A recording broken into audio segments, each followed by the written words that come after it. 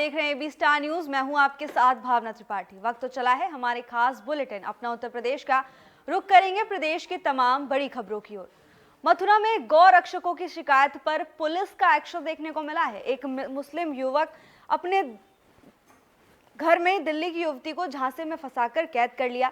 विश्व हिंदू परिषद के विभाग अध्यक्ष हेमंत कुमार शर्मा को मामले की भनक लगी तो उन्होंने टीम बनाकर अपने स्तर पर मामले की जांच पड़ताल के लिए भेजा था, लेकिन युवक की भाभी ने खुद ही गौरक्षकों से मदद मांग दी, जिसके बाद उन्होंने पुलिस को इस बात की जानकारी दी। सूचना मिलने के बाद प्रभारी निरीक्षक रवि त्यागी ने क्राइम इंस्पेक्टर चौहान को गौरक्षकों के साथ भेजकर महिला को सकुशल बरामद कर लिया है।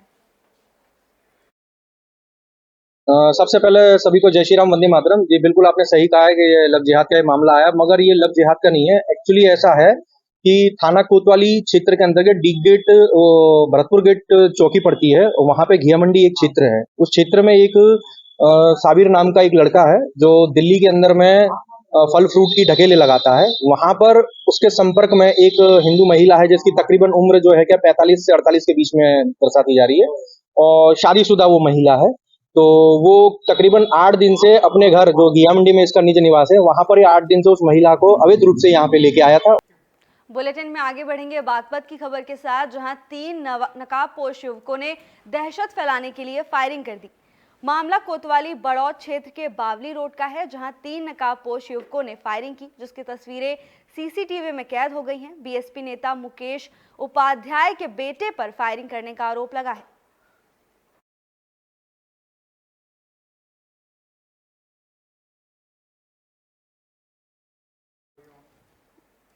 फर्रुखाबाद का एक वीडियो सोशल मीडिया पर वायरल हो रहा है, जिसमें कुछ नाबालिग बच्चे फुटपाथ बनाते हुए दिखाई दे रहे हैं। मामला कायमगंज क्षेत्र के अताईपुर का है। वीडियो वायरल होने के बाद जिला प्रशासन एक्टिव मोड में आ गया और होटलों, रेस्टोरेंट, कोल्ड स्टोरेज जैसे कई प्रतिष्ठानों पर छापेमारी कर नाबालिग बच्चों को चिन्हित किया जा रहा है।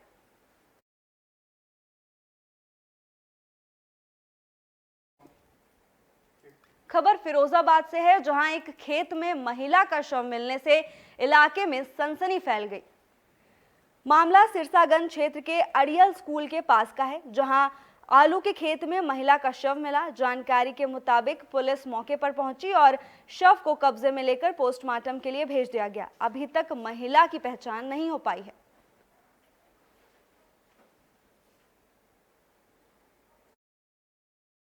आज लगभग 11:15 बजे सीओ सिरसागंज सिरसागंज को सूचना मिली थी कि जो इनके थाना क्षेत्र में, थाना सिरसागंज क्षेत्र में नगला जयराम सड़क है, ये गांव है नगला जयराम। यहाँ पर वहाँ पे एक आलू के खेत में एक डेड बॉडी पड़ी हुई है।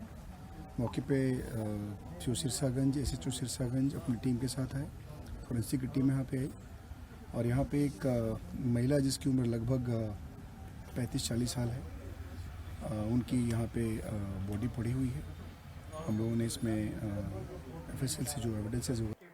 कन्नौज कोर्ट ने बड़ा फैसला सुनाया है। आपको बता दें, कोर्ट ने जिले के टॉप वांटेड नदीम को 10 साल की सजा सुनाई है। नदीम एनडीपीसी एक्ट के तहत दोषी पाया गया। इतना ही नहीं, नदीम पर 2 दर्जन से ज्यादा मामले दर्ज हैं। अभियुक्त नदीम उर्फ पनडुब्बी को 10 वर्ष की सजा और 1 लाख रुपए जुर्माना हुआ है। उसके पास से ये घटना है 2022 की, जब ये गिरफ्तार हुआ। इसके पास से 528 ग्राम डाइजापाम बरामद हुआ और पूरे ट्रायल होने के पश्चात एनडीपीएस एक्ट के जज श्री नंद कुमार जी द्वारा उनको 10 वर्ष की सजा व 1 लाख रुपए जुर्माना सुनाया गया। और ये जिले का टॉप 10 अपराधी था और इस चिन्हित फाइल थी, और ये प्रदेश द्वारा चिन्हित अपराधी है, जिसको जो है। खबर बागपत से है, जहां ग्राम प्रधान ने जिलाधिकारी से न्याय की गुहार लगाई है। उनका आरोप है कि दबंग युवक तालाब और खाद के गड्ढों की जमीन पर अवैध रूप से कब्जा कर मकान बनवा रहा है। ग्राम प्रधान का कहना है कि ये जमीन ग्राम पंचायत की है, जिसको लेकर उन्होंने डीएम से न्याय की मांग की है। तो एक कब्जा तालाब पे भी कब्जा हो रहा, खेल के मैदान पे भी हो रहा, खाद के गड्ढों पे भी हो रहा, आबादी पे भी कब्जा हो रहा। एक ही आदमी कब्जा करके मकान बना रहा तालाब में भी। उसे जो थरा जमीन को जो सी आबादी की है। इसकी शिकायत किसको किया? इसकी शिकायत डीएम साहब को भी की थी, आज भी डीएम साहब के पास आए थे। अभी तक आज कार्रवाई नहीं हुई? नहीं, अभी कोई कार्रवाई नहीं हुई। पहले भी एप्लीकेशन दे गए थे डीएम के, अब भी आ रहे हैं आज भी देने के लिए। कौन है? अभी कोई कार्रवाई नहीं हो रही। ये है सेंदर, वो ओमकार सेंदर, ये पितमे के लड़के हैं पिसा। आगरा ताज विंटर उत्सव कार्यक्रम समय से पहले ही खत्म हो गया। जानकारी के मुताबिक कार्यक्रम 1 दिसंबर तक चलना था, लेकिन टेंट मालिक और संस्था के बीच विवाद के चलते कार्यक्रम समय से पहले ही खत्म हो गया। इतना ही नहीं, टेंट मालिक ने स्टॉल लगाने वाली युवतियों के साथ अभद्रता भी की। कार्यक्रम पहले खत्म होने से बाहर से आए हुए व्यापारियों को नुकसान हो गया, जिसको लेकर स्टॉल लगाने वालों में गुस्सा है। मैम, बात यह है कि मैं यहाँ पे 1.5 महीने से एज ए एम्प्लॉय काम कर रही हूँ। मैं यहाँ पर कल मुझे जानकारी मिली कि टेंट वाले आए हैं टेंट उखाड़ने के लिए, तो मैं जिसके यहाँ काम कर रही हूँ मेरा फ़र्ज़ बनता है कि मैं जानकारी लूँ कि टेंट क्यों उखाड़ा जा रहा है। तो उन्होंने जो यहाँ पे अपने लेबर भेजी हुई थी, जो गुंडे हैं उनके लेबर नहीं, गुंडे ज़्यादा हैं। मैंने उनसे पूछताछ की कि भैया आप ये टेंट क्यों उखाड़ रहे हैं, क्योंकि दूर दराज से यहाँ पे स्टॉल लगाने के लिए लोग आए हुए हैं, तो आप ऐसा क्यों कर रहे हैं। उन्होंने मेरे साथ अभद्र भाषा पे बोला कि तुम शांत रहो, तुम्हारे यहाँ से पैसे नहीं पहुँचे हैं।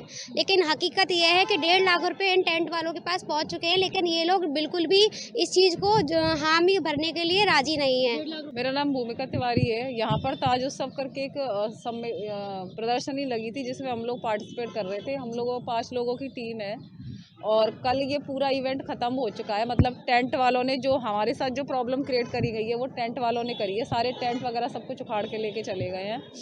उसके बाद ये इवेंट ऑर्गेनाइज़र है, उनको मारपीट मतलब मारा पीटा है और गाली गलौज भी करी है। वो मुझे भी गाली दिया है उन्होंने, इंक्लूडेड मी। हम लोगों का एक और स्टाफ था, उनको भी गाली दिया है यहाँ पर आकर, और वो सारी रिकॉर्डिंग्स वगैरह हैं। और पूरा किसने दी? ये टेंट वाले हैं यहाँ पर। मैम, बात यह है कि किसान नेताओं ने बिजली विभाग के अधिकारियों के खिलाफ प्रदर्शन किया। उन्होंने विभाग के अधिकारियों पर भ्रष्टाचार करने का आरोप लगाया। इसके साथ ही उन्होंने बताया कि बिजली विभाग ने उन्हें साल 2003 में बिजली कनेक्शन दे दिए थे, जिसके बाद साल 2016 से उनके घरों में बिजली पहुंची, लेकिन बिजली विभाग उन्हें साल 2003 से बिजली के बिल भेज रहा है, जिसकी शिकायत उन्होंने विभाग के अधिकारियों से की, जिसे सही करने के लिए अधिकारी उनसे पैसों की मांग कर रहे हैं, जिससे नाराज किसान प्रदर्शन कर रहे हैं। भारतीय किसान यूनियन स्वराज संगठन के कार्यकर्ता किसानों की जनपद की विभिन्न समस्याओं को लेकर आए हैं, जिन पर अधिकारियों से बात करने के बाद भी ध्यान नहीं दिया गया। पहला ज्ञापन हमारा माननीय मुख्यमंत्री के नाम संबोधित है, जिसमें क्षेत्र की प्रमुख समस्याएं हैं। जैसे सबसे बड़ी समस्या बिजली विभाग की है। बिजली विभाग के अधिकारी बिल्कुल तानाशाही पूर्ण रवैया अपनाए हुए हैं और इतना भ्रष्ट विभाग और जिले में कोई विभाग ही नहीं है। 90% लोगों को गलत बिल थमाए जा रहे हैं, धमकाया जा रहा है, धन उगाही की जा रही है। संबंधित अधिकारी से बात की जाती है तो वो तानाशाही पूर्ण रवैया अपनाते हैं। बुलेटिन में आगे बढ़ेंगे संबल की खबर के साथ, जहां एक महिला किसान ने डीएम से न्याय की गुहार लगाई है। मामला चंदौसी तहसील के गांव राजपुरा का है। महिला किसान ने लेखपाल पर जमीन की रजिस्ट्री ना करने का आरोप लगाया। उन्होंने बताया कि वो पिछले 6 महीने से तहसील के चक्कर लगा रही हैं, लेकिन मामले की सुनवाई नहीं हुई, जिसको लेकर महिला ने डीएम से मामले की शिकायत की है। जमीन है हमारी हिस्से में राजपुर में, तो वे दे नहीं रहे हमारे शरीर। उन्होंने बैनामा करा रखा है, हमें नहीं दे रहे। काय के लिए हाईवे में इसमें गंगा एक्सप्रेस में। अच्छा, तो आपका बैनामा ना हुआ? ना बैनामा हुआ, ना हमें जमीन मिल रही। आप कहीं से बात करना? बहुत जगह गए हैं। क्या कह रहे हैं? कोई हमें न डाल रहा कोई घास। अच्छा, क्या चाहती है? हमें जमीन भी मिले जितनी हमारे हिस्से में आवे और हमें पैसा मिले। जमीन का है साहब, हमारा शरीकों ने हमारा बैनामा वैसे करा रखा है फर्जी तरीके से, और उसमें जो है का ना तो हमारा हिस्सा मिल रहा ना जमीन कब्जा दे रहे, वो तो अवैध कब्जा कर रखा है। किन लोगों ने कर रखा है? जमीन का क्या मसला है? गंगा एक्सप्रेस का? गंगा एक्सप्रेस में साहब हमारी जमीन गई, उन्होंने जो है का हेमराज सिंह है, उन्होंने 1.5 बीघा का बैनामा इकल्लों ने। बुलेटिन के आखिर में बात शाहजहांपुर की, जहां काकोरी कांड के बलिदान दिवस पर उन्हें श्रद्धांजलि दी गई। 18 दिसंबर को काकोरी कांड के शहीदों के बलिदान दिवस पर शाहजहांपुर में भावपूर्ण श्रद्धांजलि दी गई। अमर शहीद पंडित राम प्रसाद बिस्मिल, अशफाक उल्ला खान, ठाकुर रोशन सिंह और राजेंद्र लाहिड़ी के बलिदान दिवस पर उन्हें भावपूर्ण श्रद्धांजलि दी गई। इस दौरान डीएम उमेश प्रताप सिंह और एसपी अशोक कुमार मीणा ने भी शहीदों को श्रद्धांजलि दी। इस दौरान उन्होंने युवाओं को संदेश देते हुए कहा कि उन्होंने अपने युवा अवस्था में ही देश के लिए बलिदान दिया था। आज के युवाओं को उनसे सीख लेनी चाहिए। शहीद दिवस है। आज के दिन हम लोग यहाँ पर शहीद वतन अशफाक उल्ला खान साहब की मज़ार शरीफ पर आए हुए हैं।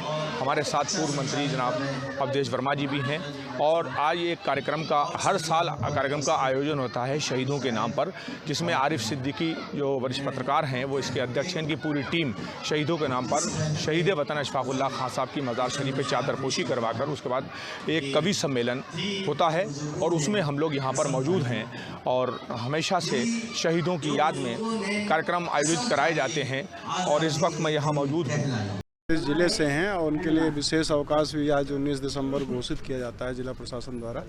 और आपको विदित है कि उन्होंने अपना सर्वोच्च बलिदान देश के लिए दिया था और बहुत ही युवा अवस्था में ही फांसी के फंदे पे झूल गए थे।